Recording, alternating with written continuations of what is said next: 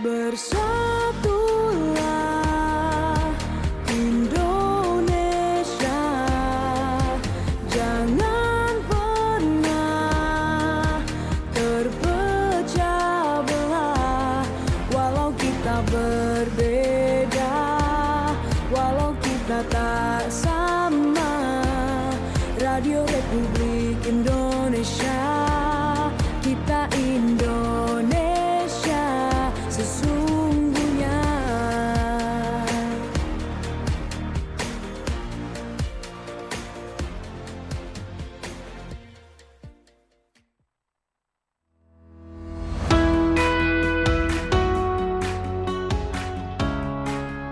Indonesia Sehat, Pro 1 RRI Sumeneb.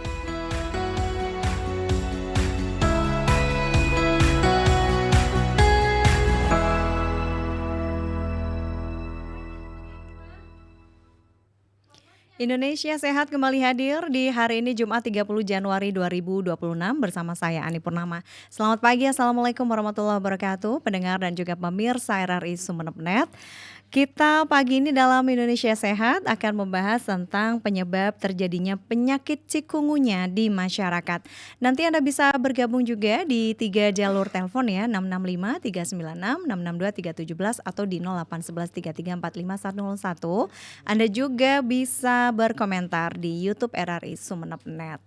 Baik, hari ini saya akan menyapa terlebih dahulu narasumber untuk Indonesia Sehat. Ada Ibu Khotimah AMDKep, beliau adalah tenaga kesehatan dan sekretaris lembaga Piker Fatayat NU Sumeneb. Assalamualaikum Ibu Khotimah. Waalaikumsalam, Mbak. Iya, sehat Ibu. Tetap semangat. Baik, terima kasih sudah meluangkan waktu untuk Indonesia Sehat Pro 1 RRI Sumeneb hari ini. Ibu Khotimah, kita akan bincang-bincang tentang penyebab terjadinya penyakit cikungunya di masyarakat nih. Barangkali selama ini kita sering mendengar, oh ternyata si ini sakit cikungunya. Nah, tapi tidak banyak orang yang tahu sebenarnya cikungunya itu apa sih Bu Khotimah dan gejalanya seperti apa begitu? Silakan. Cikungunya itu penyebabnya dari virus yang melalui vektor nyamuk, yaitu nyamuk Aedes aegypti ini, tapi beda dengan DBD, Mbak. Ada spesifiknya ya, tanda dan gejalanya itu. Nah, ini akan malah banyak terjadi di lingkungan masyarakat, terutama Kecamatan Biluhur sekarang, karena kan sesuai dengan cacatnya juga itu sudah banyak terjadi di kalangan masyarakat, sehingga ketika kemarin saya sendiri diminta untuk ngisi di RRI, jadi masyarakat minta untuk ngisi tentang pencegahan penyakit cikungunya. Iya, baik. Mohon maaf ini suara Ibu kurang jelas ya, barangkali apakah sinyal yang kurang bersahabat pagi ini?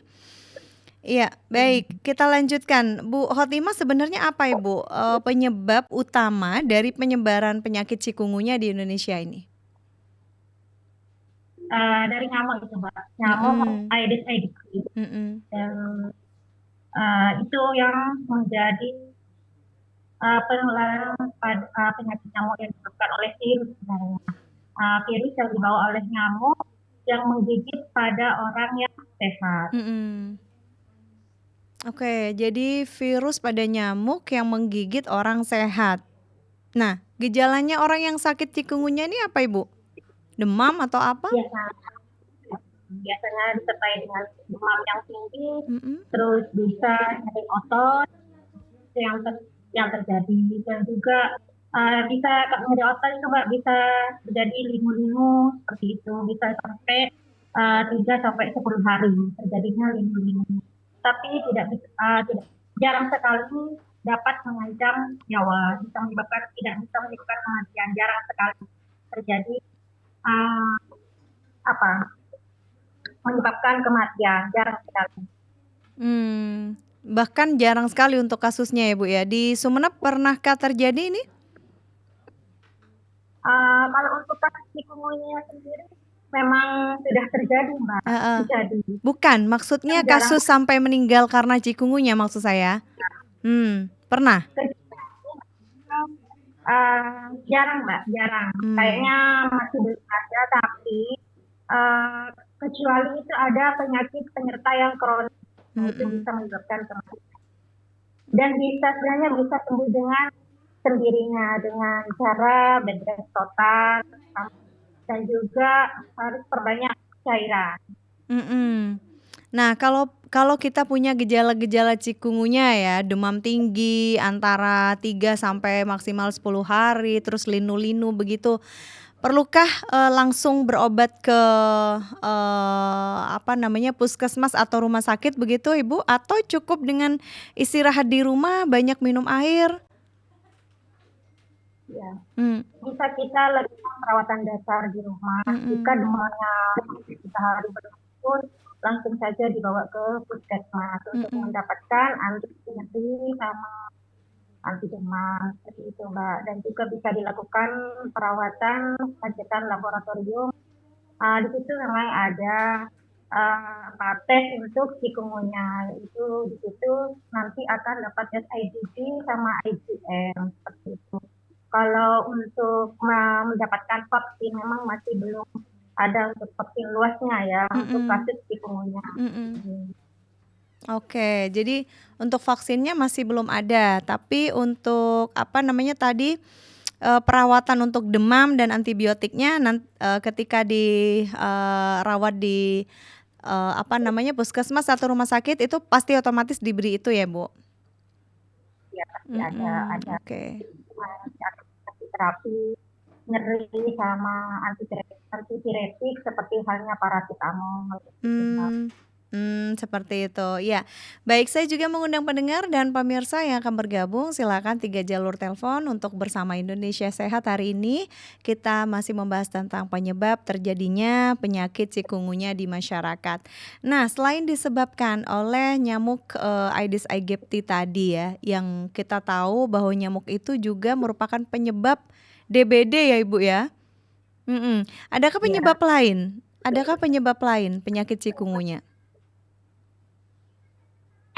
Nah itu, Mbak, tadi memang kalau untuk nyamuk sendiri memang kalau untuk untuk cikungunya memang disebabkan oleh nyamuk sebenarnya, Mbak. Nyamuk Mmm. yang memang dia itu ada di lingkungan yang lembab, yang Mhm. gelap, seperti itu. Mhm. Jadi memang untuk penanganannya yang pertama itu sebenarnya adalah kita lebih lagi digencarkan kepada 3M-nya, Mbak, 3M Mhm. Plus-nya, Mhm. atau PSN-nya, pemberantasan sarang nyamuk. Nah, itu yang Mhm. menjadi pencetus pertama timbulnya nyamuk, sebenarnya seperti itu.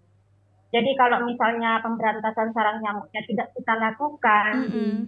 lingkungan yang memang rentan di situ untuk terjadinya penyakit chikungunya, maka Mhm. itu Mbak yang lebih banyak sebenarnya yang terjadi di masyarakat.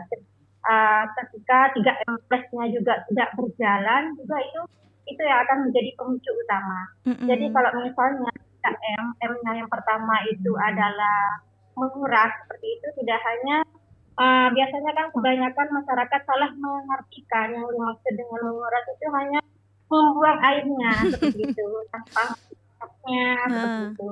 Kan akan nempel telur-telurnya itu Di nyamuk dinding-dinding jentik-jentik. kamar mandi itu ya, Bu? Heeh. Oke. Nah, sedangkan untuk M-nya yang nomor 2-nya adalah menutup. Nah, itu Mhm. yang paling banyak. Sedangkan untuk kawasan masyarakat yang memang ada basis masyarakat yang lingkungannya itu adalah mulung misalnya, Mbak, Mhm. itu Mhm. kolong atau bekas-bekas minuman, kaleng-kaleng itu tidak tertutup di dongak, sehingga ketika air hujan itu yang akan memicu terjadinya jentik nyamuk di situ.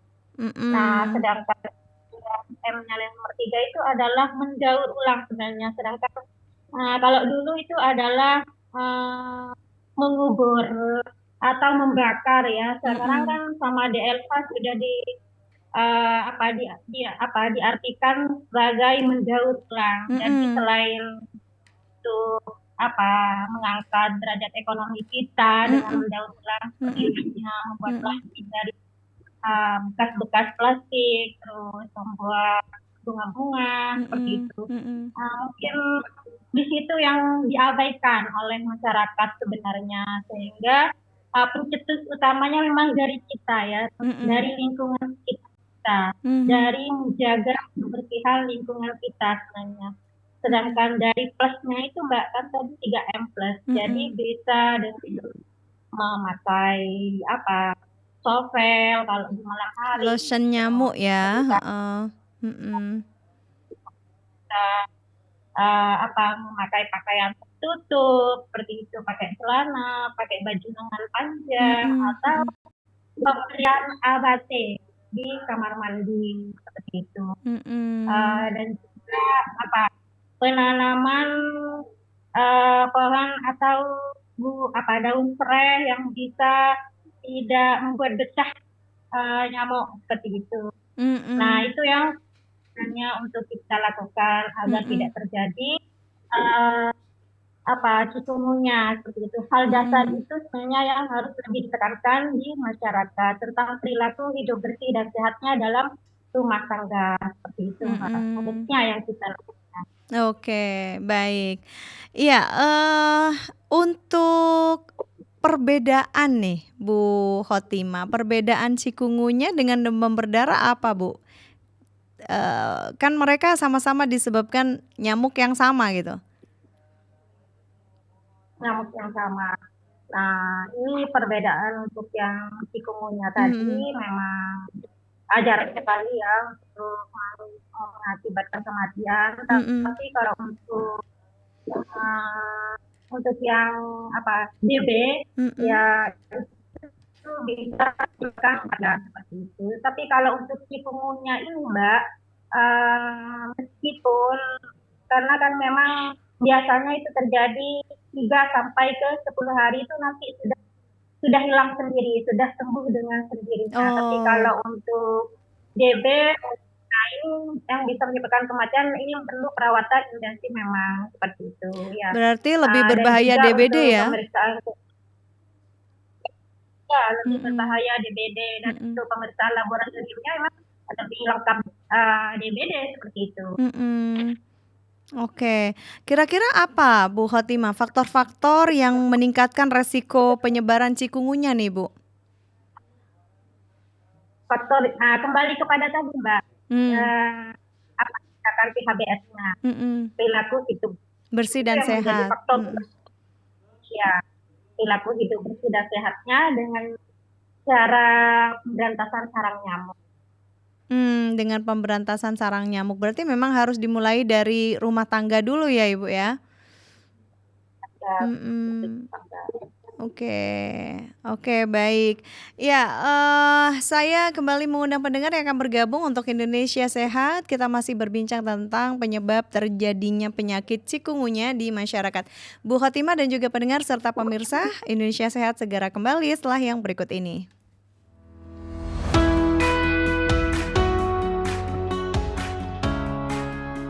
Indonesia Sehat, Pro 1 RRI Sumeneb.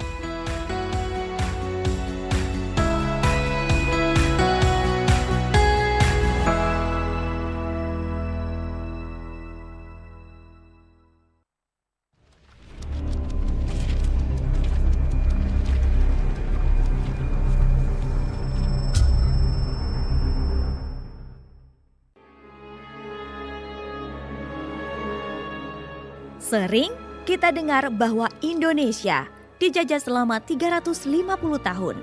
Namun sejarah mencatat kenyataan yang lebih kompleks.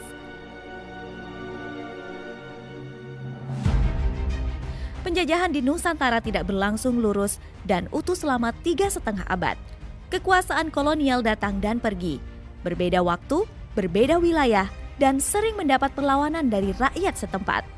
VOC memang mulai hadir pada awal abad ke-17, namun kekuasaannya terbatas dan berfokus pada perdagangan. Banyak wilayah Nusantara yang tetap berdiri sebagai kerajaan merdeka, baru mengalami pendudukan Belanda pada awal abad ke-20. Karena itu, menyebut Indonesia dijajah selama 350 tahun bukanlah gambaran sejarah yang sepenuhnya tepat. Yang lebih benar adalah Indonesia mengalami penjajahan dalam waktu dan bentuk yang berbeda-beda.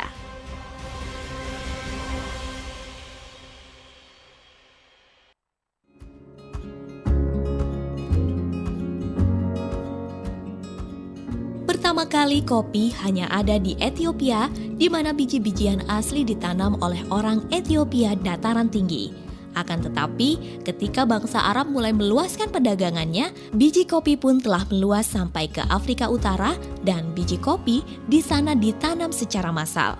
Dari Afrika Utara itulah biji kopi mulai meluas dari Asia sampai pasaran Eropa dan ketenarannya sebagai minuman mulai menyebar. Kalau kamu suka minum kopi? Gue percaya bahwa karakter seseorang bisa dilihat dari kopi yang diminum. Hidup itu kayak kopi. Jika kamu tidak bisa menikmatinya, maka yang terasa akan pahit saja.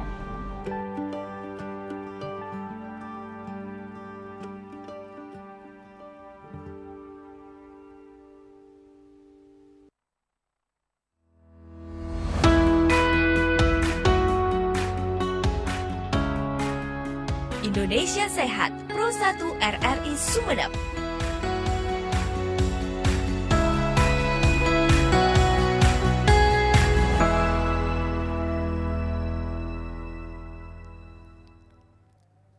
Ya, kembali kita di Indonesia Sehat untuk edisi Jumat 30 Januari 2026 masih bersama Ibu Khotimah AMDK. Beliau adalah tenaga kesehatan dan juga sekaligus Sekretaris Lembaga Pikir Fatayat NU Sumeneb.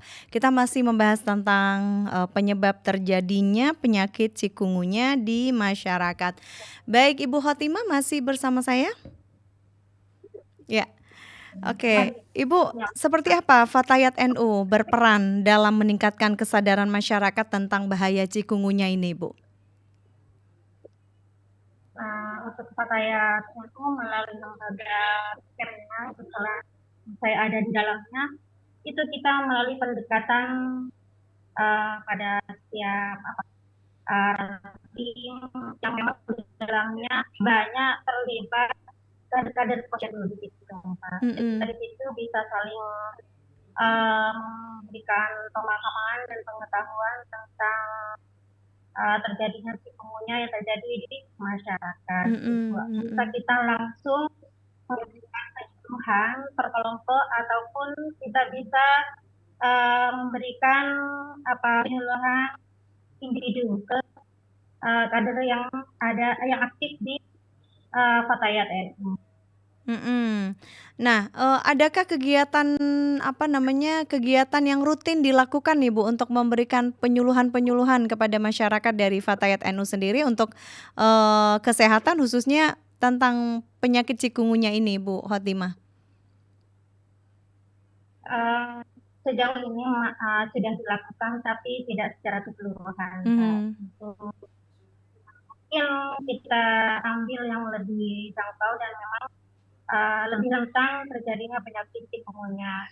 Kalau diambil sekabupaten mungkin kita belum dilakukan jadwal, tapi berhubung karena memang Fatayat itu memang ada banyak program tentang kesehatan, tapi untuk yang musiman seperti ini Mbak, kita menunggu masukan atau menunggu penyakit musiman yang terjadi request dari masyarakat seperti itu. Oh, karena seperti itu. Kegiatan dari Fatayat itu sudah banyak yang kita rencanakan untuk 5 tahun ke depan, seperti itu, seperti halnya kesehatan reproduksi, dan juga konseling terhadap kekerasan anak dan perempuan, seperti itu. Oke, kalau kerjasama antara Fatayat NU dengan pemerintah daerah dan juga masyarakat untuk mengendalikan penyebaran cikungunya ini adakah Ibu? Untuk cikungunya masih belum Mbak, masih belum ke arah situ. Tapi insya Allah kita melakukan kerjasama bagaimana kita punya peran dalam hal meminimalisir terjadinya penyakit cikungunya di masyarakat. Oke. Baik, adakah pesan-pesan ini untuk, pendengar Pro 1 dan juga pemirsa tentang seperti apa cara kita untuk, mencegah terjadinya cikungunya nih, Bu? Pesan-pesannya apa? Pesan-pesan untuk masyarakat terhadap penyakit chikungunya, eh, sebaiknya kita perhatikan lagi tentang gerakan kita, tentang gerakan PHBS-nya, perilaku hidup bersih di rumah tangga terutama, yaitu dengan cara menjaga 3M plus-nya, tidak hanya menjaga, tapi kita harus terus bergerak, yaitu dengan cara memastikan kita bisa mencegah terutama dari diri kita sendiri, baru nanti kita bisa mengajak orang lain seperti itu. Karena memang ini terjadi juga pada diri saya juga sendiri, saya pernah juga kejadian chikungunya itu. Yang perlu kita lakukan setelah terjadinya chikungunya itu, yaitu kita harus bed rest total, jangan lupa asupan cairannya juga harus ditingkatkan, pola makan kita harus diperbaiki, dan juga jangan lupa kita periksa ke puskesmas terdekat atau ke fasilitas pelayanan kesehatan terdekat untuk melakukan pemeriksaan lebih lanjut. Oke, seperti apa sebenarnya peran keluarga dalam upaya pencegahan cikungunya ini, Bu? Keluarga yaitu dukungan terutama, Mbak. Dukungan dari keluarga kita, karena ketika sakit kita itu biasanya sendiri ya, tinggal sendiri seperti itu. Itu penting untuk dukungan dari keluarga dan juga jangan secara moral. percaya terhadap itu seperti itu. Jadi kita harus lihat faktanya seperti apa. Jika kita tidak tahu, jangan sungkan untuk periksa ke pelayanan kesehatan terdekat di lingkungan kita seperti itu. Apakah cikungunya ini termasuk penyakit yang menular, Bu Khotimah?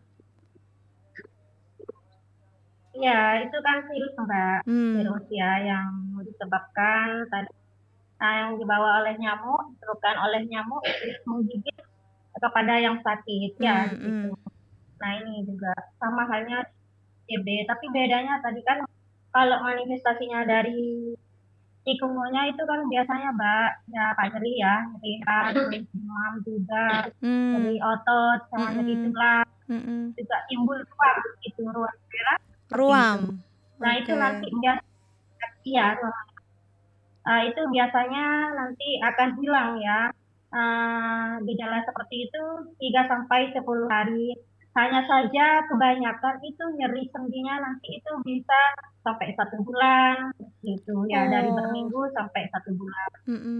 Bedanya kalau TBD itu, Mbak, itu juga keluar bintik-bintik merah ya, sama demam juga seperti itu. Bisa juga mengakibatkan perdarahan, karena di situ kalau DB ini juga bisa disebabkan dari dehidrasi di situ, Mbak. Jadi sama halnya dengan chikungunya, sebenarnya kita harus lebih menjaga tentang cairan ya, asupan cairan pada diri kita seperti itu. Kalau gejala DB ini biasanya munculnya 4-7 hari setelah tubuh kita digigit oleh nyamuk. Seperti itu ya, baik.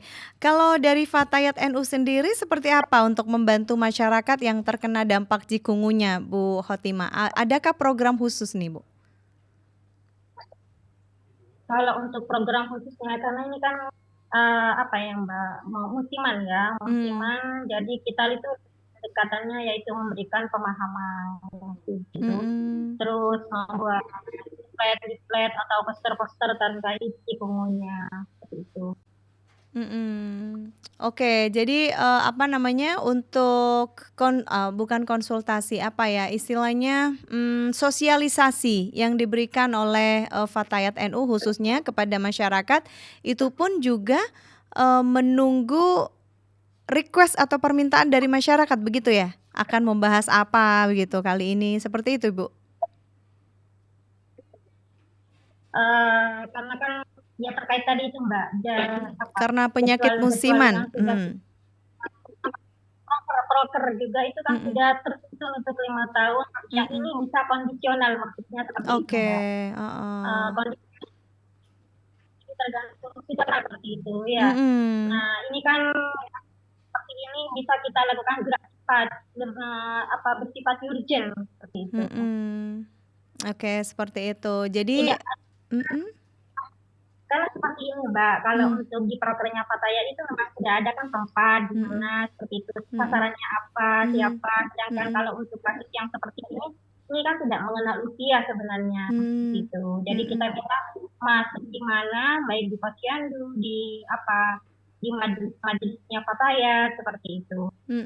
Oke, adakah penanganan khusus untuk anak-anak Bu Khotimah? Ada nggak? Apakah memang apa sama tetap istirahat total dengan asupan cairan yang banyak atau seperti apa? Apa membutuhkan penanganan khusus untuk anak-anak? Kalau untuk anaknya itu Mbak, karena memang ada kekhawatiran ya atau kewaspasan dari orang tua, memang sebaiknya langsung saja dibawa ke puskesmas ya untuk melakukan perawatan. Karena kalau anak-anak itu lebih rentan sebenarnya daripada dewasa. Baik, terakhir barangkali Bu Khotimah bisa disampaikan kembali pesan-pesan untuk masyarakat tentang bagaimana kita terus menjaga yang namanya pola hidup bersih dan sehat dalam rangka mengurangi atau mencegah terjadinya cikungunya di masyarakat yang disebabkan oleh nyamuk Aedes aegypti. Silakan Ibu. Pesan saya terhadap semua masyarakat Kabupaten Sumeneb, khususnya masyarakat Bulu-Bulu, jangan lupa pencegahan pertama itu adalah dari diri kita sendiri, yaitu dengan cara perilaku hidup bersih dan sehat, dengan pemberantasan sarang nyamuk, dan juga dengan 3M+, jangan lupa menguras, menutup, sama mengubur. Dan plusnya itu pemakaian lotion anti nyamuk, terus penanaman daun serai, dan juga pemberian ABT di kamar mandi atau di kolam-kolam yang tidak dipakai, yang bisa memicu timbulnya jentik nyamuk di situ. Dan jangan lupa juga untuk menutup atau mendaur ulang seperti halnya kaleng-kaleng bekas dan plastik-plastik, karena hal-hal yang remeh seperti ini dapat menjadi penyebab terjadinya penyakit cikungunya dan penyakit DBD. Baik. Nah itu bisa kita lakukan di rumah, hal-hal yang kecil seperti itu bisa kita terapkan. Yang lebih penting itu actionnya ya daripada teorinya, karena ini ketika menyangkut penyakit juga menyangkut nyawa kita seperti itu. Dan ibu-ibu ini sepertinya punya peran yang urgent ya dalam memberikan pemahaman dan bahkan yang action di rumah nih. Pertama adalah ibu-ibu ini. Baik, terima kasih Bu Khotimah MDkep, tenaga kesehatan dan juga sekretaris Lembaga Pikir Fatayat NU Sumeneb sudah bersama Indonesia Sehat. Sesuai dengan judulnya, tetap sehat terus semangat kita semua ya Ibu. Terima kasih. Salam untuk semua yang ada di sana. Ya, insya Allah lain kesempatan jumpa kembali. Assalamualaikum. Salam. Iya, pendengar, dengan selesainya dialog saya bersama Ibu Khotimah tadi, mudah-mudahan apa yang disampaikan menjadi inspirasi dan motivasi untuk kita semuanya terus menjaga perilaku hidup bersih dan sehat dalam rangka menekan penyebab dan juga terjadinya penyakit cikungunya di masyarakat. Saya Ani Purnama, segera mengakhiri Indonesia Sehat. Sampai jumpa di lain kesempatan. Assalamualaikum warahmatullahi wabarakatuh.